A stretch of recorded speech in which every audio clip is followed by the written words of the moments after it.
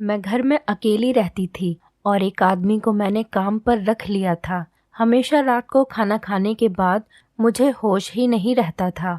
सुबह पूरा शरीर दर्द करता था। एक रात मैं खाना खाए बिना ही सो गई, लेकिन उस वक्त मेरे होश उड़ गए जब आधी रात होते ही उस आदमी ने मेरे साथ, मेरा नाम अर्पिता है और मैं 23 साल की एक जवान और खूबसूरत लड़की थी। मैं पढ़ाई करने के बाद नौकरी करने लगी।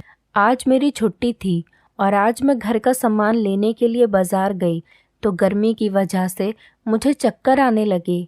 मैं एक हफ्ते का सामान खरीदकर घर वापस आ रही थी, तभी एक आदमी मुझसे टकरा गया। मुझे बहुत शर्मिंदगी का एहसास हुआ। मेरी वजह से उन्हें काफ़ी ज़ोर से चोट लगी थी। गर्मी की वजह से वो भी पसीना पसीना हो रहे थे। मैंने उस आदमी से माफ़ी मांगी तो वो मुझसे कहने लगे कि बहन जी, मुझे काम की बहुत ज़रूरत है। मैं पहले एक दुकान पर नौकरी करता था, लेकिन फिर वो दुकान बंद हो गई और मैं बेरोज़गार हो गया। मैं हर दिन काम की तलाश में बाज़ार आता हूँ, लेकिन कोई भी मेरी उम्र देखकर मुझे काम नहीं देता। मैं बहुत ही बुरी हालत में ज़िंदगी गुजार रहा हूँ। आप मुझ पर थोड़ी सी मेहरबानी कर दीजिए। आप जो भी काम कहेंगी मैं कर दूँगा। उस आदमी ने ज़बरदस्ती मेरे हाथ से सामान की थैलियाँ पकड़ ली और कहने लगा, बहन जी, मैं आपको आपकी गाड़ी तक छोड़ आता हूँ, आप मुझे कुछ पैसे दे दीजिएगा। उस आदमी की हालत देखकर मुझे उस पर बहुत रहम आया। वो मेरे पापा की उम्र के थे। मुझे उनके चेहरे से अपने पापा की याद आने लगी। वो आदमी बहुत अच्छे से बात कर रहा था और किसी अच्छे घर का लग रहा था। हालात ने उसे ऐसे स्टेज पर पहुंचा दिया था कि वो मुझसे नौकरी मांगने पर मजबूर हो जाए। मैंने कहा, जी ठीक है, मैं आपको अपने घर के कामकाज के लिए रख लेती हूँ। मुझे एक ऐसे इंसान की ज़रूरत है जो मेरे घर का सामान लाए और छोटे बड़े काम भी कर दे। अगर आपको कोई एतराज़ न हो तो आप मेरे साथ चलें। मेरी बात सुनकर उस आदमी के चेहरे पर मुस्कुराहट आ गई। मैंने उस आदमी से उसका घर पूछा तो उसने मुझे बताया कि वो दूसरे शहर से यहाँ नौकरी करने के लिए आया है और अपनी बेटी की शादी के लिए मेहनत कर रहा है। हर बाप की तरह वो भी अपनी बेटी को दुनिया भर की खुशियाँ देना चाहता है। उसकी ये बात सुनकर मेरी आंखों में आंसू आने लगे। मेरे गुजरे हुए कुछ पल मेरी आंखों के सामने आ गए थे और मेरी आंखों से आंसू बहने लगे। मैंने उस आदमी को तसल्ली दी कि आप परेशान न हों, सब कुछ ठीक हो जाएगा। घर आकर मैंने उस आदमी को घर के थोड़े बहुत काम समझाए।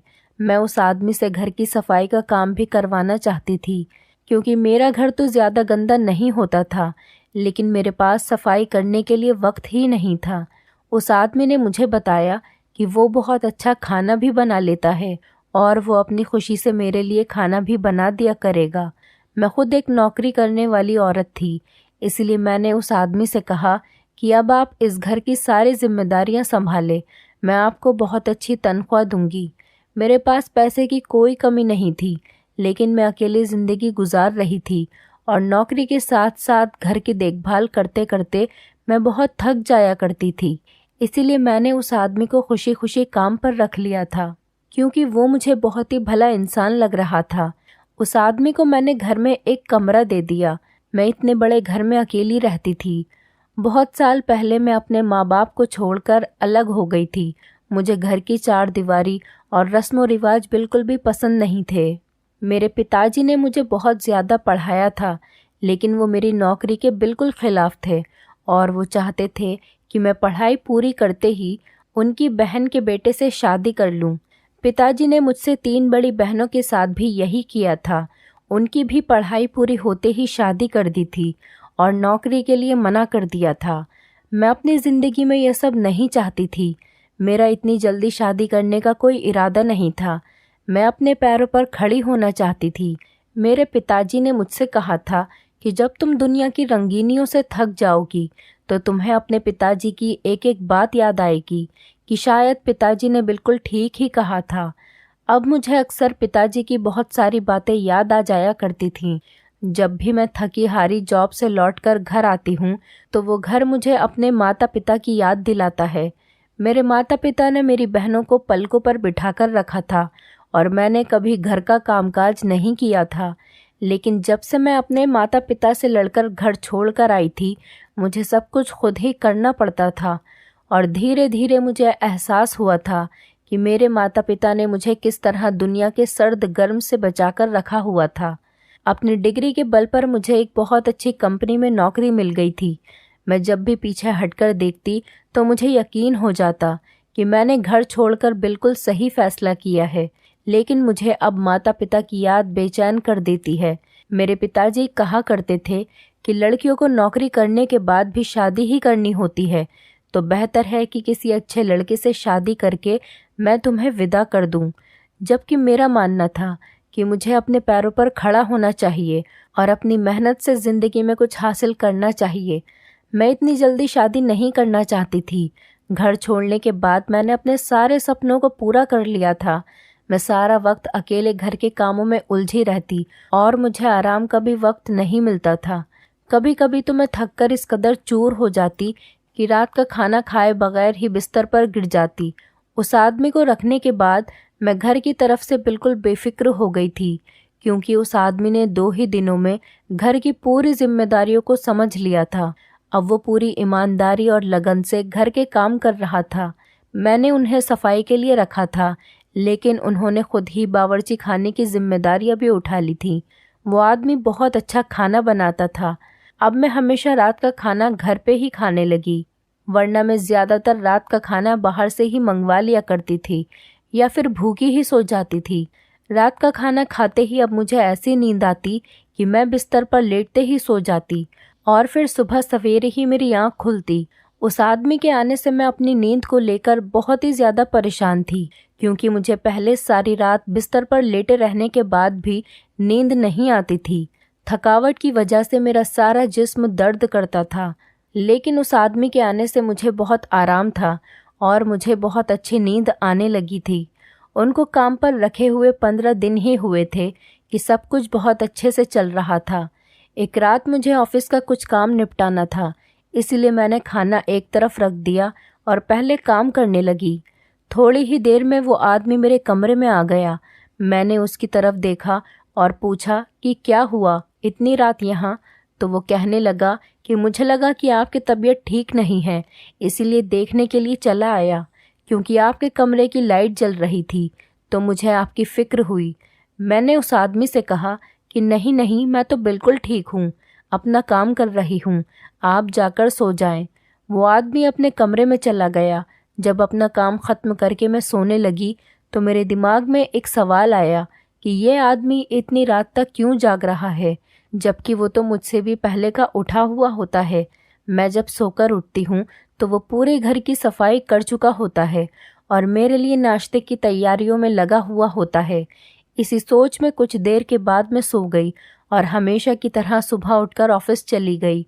लेकिन कहीं ना कहीं मेरे दिमाग में उस आदमी को लेकर बहुत सारे सवाल उठ रहे थे, क्योंकि मैं उस आदमी को बिल्कुल भी नहीं जानती थी और मैंने उस पर इस कदर भरोसा कर लिया था कि उसे अपने घर में जगह दे दी थी। मुझे ऑफिस में पहले ही बहुत सारी परेशानियों का सामना करना पड़ रहा था और अब ऐसे में इस आदमी को लेकर भी मैं बहुत परेशान हो गई थी। वैसे तो यह आदमी बहुत अच्छे से बात करता था और दिल लगाकर घर का कामकाज करता था। मुझे उसने कोई परेशानी नहीं होने दी, लेकिन कल रात की बात ने मुझे कुछ उलझन में डाल दिया था। शाम को जब मैं घर वापस लौटी तो उस आदमी ने फ़ौरन चाय बनाई और मेरे कमरे में ले आया। मैंने उससे पूछा कि उसके घर वाले कैसे हैं और उसकी बेटी की शादी कब है। उस पर वो मुझे बताने लगा कि उसके घर वाले गांव में रहते हैं और उसे शहर आए कई साल गुजर चुके हैं। वो यहीं नौकरी करता है और 1 साल में एक बार अपने घर का चक्कर लगाता है। उनकी बेटी की शादी में 6 महीने बाकी हैं और उसको अपनी बेटी की शादी की तैयारियां करनी हैं, इसलिए उन्हें पैसों की ज़रूरत है। मैंने उस आदमी से कहा कि आप फिक्र न करें, मुझसे जितना हो सकेगा आपकी बेटी की शादी के लिए आपकी मदद ज़रूर करूँगी। वो ये सुनकर बहुत खुश हो गया और वहाँ से चला गया। मैं सोचने लगी कि न जाने मैं इस आदमी पर विश्वास करके ठीक भी कर रही हूँ या नहीं। मैंने सोचा कि मुझे एक बार इस आदमी को आजमा लेना चाहिए। मैंने रात को खाना नहीं खाया, बल्कि बीमारी का बहाना करके जल्दी सोने के लिए लेट गई। मैं आंखें बंद करके काफ़ी देर लेटी हुई थी, लेकिन कुछ भी नहीं हुआ। मैं सोच ही रही थी कि मैंने फालतू में ही एक अच्छे इंसान पर शक किया और ना जाने क्या क्या सोच लिया। इतने में कमरे का दरवाज़ा खुला और वो आदमी कमरे में चला आया। मैं कमरे का दरवाज़ा लॉक करके ही सोने के लिए लेटी थी। उस आदमी ने घर की एक्स्ट्रा चाबी से कमरे का दरवाज़ा खोला था। मेरी सांस रुक गई थी। इतनी रात को ना जाने मेरे कमरे में क्या करने आया था। मुझे सोता हुआ देखकर वो वापस कमरे से बाहर निकल गया और मेरी सांस में सांस आ गई। लेकिन उस वक्त मेरे कदमों तले से ज़मीन निकल गई जब उस आदमी के पीछे एक ऐसा इंसान कमरे में आया जिसे मैं बहुत अच्छी तरह से पहचानती थी, और मुझे यकीन नहीं आ रहा था कि वो इंसान आधी रात को मेरे कमरे में भी मौजूद हो सकता है। वो इंसान मेरे बिस्तर के करीब चला आया और मेरे पास बैठ गया। उसकी निगाहें मेरे शरीर पर थीं। जैसे ही उसने मेरे चेहरे पर हाथ फेरा, मेरी तो जान ही निकल गई और मैं उठकर बैठ गई। मुझे जागता हुआ पाकर वो इंसान भी हक्का बक्का रह गया। शायद उसे यकीन था कि मैं गहरी नींद में सो रही हूँ। मैंने फ़ौरन ही कमरे की सारी लाइट जला दी और शोर मचा दिया। वो आदमी जो मेरे घर में काम कर रहा था, वो भी फ़ौरन मेरे कमरे में चला आया। मैं गुस्से से उस आदमी की तरफ देख रही थी और वो नज़रें झुकाए खड़ा था। मैंने आगे बढ़कर उस इंसान का कॉलर पकड़ लिया और उससे सवाल किया कि वो रात के इस वक्त मेरे घर में क्या कर रहा है, जबकि मैं अच्छी तरह से जानती थी कि वो इंसान मेरे कमरे में क्यों आया है। जब मैं अपना घर छोड़कर नौकरी के लिए निकली तो मुझे अंदाज़ा हुआ कि दुनिया में अच्छे लोगों के साथ साथ बहुत से बुरे लोग भी मौजूद हैं जो आपके लिए मुश्किल खड़ी कर देते हैं, ख़ासकर उस वक्त जब आपके सर पर बाप भाई का साया न हो। मेरी नौकरी एक बहुत बड़ी कंपनी में लग तो गई थी, लेकिन वहाँ का मैनेजर जो मेरा बॉस था, मेरे लिए एक मुसीबत साबित हुआ था। मैं जवान होने के साथ साथ बहुत ज़्यादा खूबसूरत भी थी और यही बात मेरे लिए परेशानी बन गई थी। उसकी गंदी नज़रें हर वक्त मेरी तरफ जमी रहती हैं। वो मैनेजर मेरी खूबसूरती पर पूरी तरह दीवाना हो गया था और उसने ऑफिस में मेरा काम करना भी मुश्किल कर दिया था। वो बहाने बहाने से मुझे अपने कमरे में बुलाता और मेरे करीब आने की कोशिश करता। मैं जितना उससे बचने की कोशिश करती, वो जानबूझकर उतना ही मुझे तंग करता। जब मैं उसके कमरे में नहीं जाती तो वो खुद मेरे केबिन में चला आता और मुझसे इस तरह की बातें करता कि मैं शर्म से पानी पानी हो जाती। मैं जानती थी कि उसकी नीयत गलत है। एक दिन वो मुझसे कहने लगा कि वो मुझे बहुत अच्छा प्रमोशन दिलवाएगा अगर मैं उसकी ख्वाहिशों को पूरा कर दूंगी। मुझे अच्छी तरह मालूम था कि उसकी ख्वाहिश क्या होगी, इसलिए मैंने एक ज़ोरदार थप्पड़ उसके चेहरे पर मार दिया। मैं सोच भी नहीं सकती थी कि वो इतनी बड़ी कंपनी का काम करने वाला मैनेजर इतनी घटिया सोच का मालिक होगा। मैं उसकी बेटी की उम्र की थी, लेकिन उसे फिर भी मेरे साथ इतनी घटिया बात करते हुए कोई शर्म महसूस न हुई। जैसे ही मैंने उसके मुंह पर थप्पड़ मारा, ऑफिस में एक हंगामा खड़ा हो गया और बात ऊपर तक चली गई।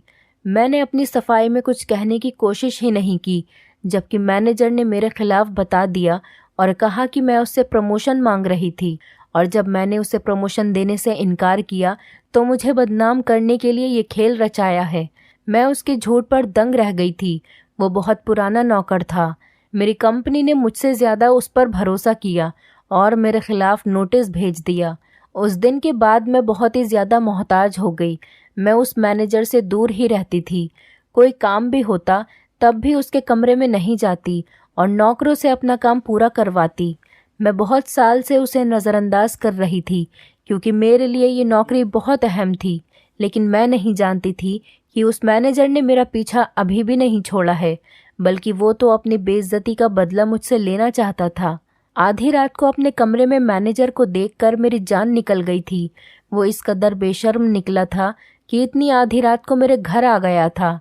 जब मैंने मैनेजर का कॉलर पकड़ा तो वो मुझसे कहने लगा कि मैंने जिस तरह उसे पूरी कंपनी के सामने बेइज्जत किया था, वो मुझसे उस बात का बदला पूरी तरह से लेना चाहता है। मैनेजर को बहुत अच्छी तरह से मालूम था कि मैं घर में अकेली रहती हूँ। उसने मेरे बारे में सब कुछ मालूम कर लिया था कि मैं घर में कामकाज करने के लिए नौकर को रखना चाहती हूँ, और उसने जानबूझकर अपने नौकर को मेरे रास्ते में भेजा और वो मेरे घर तक पहुँच गया। वो आदमी जो मेरे घर की नौकरी कर रहा था, वो मेरे मैनेजर का नौकर था और उसके कहने पर वो मेरे घर आया था। थोड़े ही दिनों में उस आदमी ने मेरे घर की एक एक बात मैनेजर को बता दी थी और वो जान गया था कि वो बहुत आसानी से मेरे कमरे तक आ सकता है। मैनेजर मुझे अपनी ख्वाहिश का निशाना बनाना चाहता था। वो मेरे साथ अपनी हवस पूरी करना चाहता था ताकि वो मुझे सारी जिंदगी ब्लैकमेल करके अपने बिस्तर तक ले जा सके। लेकिन उससे पहले ही उसकी सारी हकीकत मेरे सामने खुल गई थी। मैनेजर एक 50 साल का शादीशुदा और 3 बच्चों का बाप था। बस वो मुझे बेइज्जत करना चाहता था क्योंकि मेरे सर पर बाप भाई का साया नहीं था और इसीलिए उसने मुझे अच्छे से इस्तेमाल किया। आज मुझे एहसास हो रहा था कि मेरे पिताजी ठीक ही कहा करते थे कि बेटियां अपने घर की 4 दीवारी में सुरक्षित होती हैं। मैंने उस आदमी की तरफ गुस्से से देखा और उनसे कहा कि आप तो मेरे पिताजी की जगह थे। मैंने आप पर इतना भरोसा किया कि आपकी मजबूरी सुनकर आपको अपने घर ले आई। आपसे आपकी बेटी की शादी में मदद करने का मैंने वादा किया, लेकिन उसके बाद भी आपने मेरे साथ इतना बड़ा धोखा किया। उस आदमी ने शर्मिंदगी से नजरें झुका ली और कहने लगा कि वो अपने मालिक की आज्ञा के आगे मजबूर हो गया था। उसके मालिक ने उससे कहा था कि अगर वो मालिक का ये काम करेगा तो वो मालिक उनकी बेटी की धूमधाम से शादी करवा देगा और वो अपनी बेटी को दुनिया की हर खुशी देना चाहता था। इसीलिए वो उसकी बात मान गया। लेकिन आज उन्हें एहसास हो रहा था कि अपनी बेटी की खुशियों के लिए उन्होंने किसी और की बेटी की इज्जत पर दाग लगा दिया था। मैनेजर ने अभी तक मेरी कोई फ़ोटो नहीं खींची थी, इसीलिए मैंने फ़ौरन पुलिस को फ़ोन करके घर बुलाया और उसे पुलिस के हवाले कर दिया। और उस आदमी ने मुझसे माफ़ी मांग ली थी। उन्हें अपनी गलती पर पछतावा था। उसने कहा कि वो बहुत शर्मिंदा है क्योंकि वो अपने मालिक की बातों में आ गया था, लेकिन वो दिल से एक अच्छा इंसान था। मैनेजर की गिरफ्तारी की खबर जब कंपनी में पहुंची तो उसे नौकरी से निकाल दिया गया और उस आदमी को मैंने अपने ही घर में नौकरी दे दी। मैं अपने माता पिता से पहली बार मिलने के लिए उनके घर जा रही थी। मैं उनसे मिलने के लिए बहुत बेचैन थी। मैं उनसे माफ़ी मांगना चाहती थी क्योंकि अब मुझे अच्छी तरह से समझ आ गया था कि मैं कितनी गलत थी। पहले मुझे माता पिता की बातें बहुत बुरी लगती थी, लेकिन अब मुझे पता चल गया था कि कहीं ना कहीं वो मुझसे ज़्यादा ज़माने की खबर रखते हैं। जब मैं अपने घर पहुंची तो मेरे माता पिता मुझे देखकर बहुत खुश हुए और मेरे पिताजी ने सब कुछ भुलाकर मुझे अपने गले से लगा लिया। मैंने पिताजी को बताया कि मैं बहुत ही अच्छी नौकरी कर रही हूँ और अब मैं शादी करना चाहती हूँ। मेरी बात सुनकर मेरे पिताजी मुस्कुरा उठे और कहने लगे कि तुम्हें जो भी लड़का पसंद आए हम तुम्हारी शादी उससे करवा देंगे। मैंने पिताजी से कहा कि मुझे सिर्फ नौकरी करने की ख्वाहिश थी, मैं किसी को पसंद नहीं करती और अब आप जिससे कहेंगे मैं उससे शादी कर लूँगी। पिताजी ने अपनी पसंद से मेरी शादी एक लड़के से करवा दी जिसे मेरी नौकरी पर कोई एतराज़ नहीं था। मुझे समझ आ गया था कि जिस औरत के सर पर किसी मर्द का साया नहीं होता, ज़माना उसे लूटने के लिए तैयार रहता है। इंसान शादी के बाद भी अपनी ख्वाहिश पूरी कर सकता है और मैं भी नौकरी करके अपनी ख्वाहिश पूरी कर रही थी। और पिताजी सच कहा करते थे कि औरत को बिना ज़रूरत नौकरी नहीं करनी चाहिए। दोस्तों, उम्मीद करती हूँ आपको हमारी कहानी पसंद आई होगी। कहानी पसंद आई है तो वीडियो को लाइक करें, चैनल पर नए हैं तो चैनल को सब्सक्राइब करें और हाँ, नोटिफिकेशन बेल को ज़रूर दबाएं ताकि अगली अपडेट सबसे पहले आपको मिले।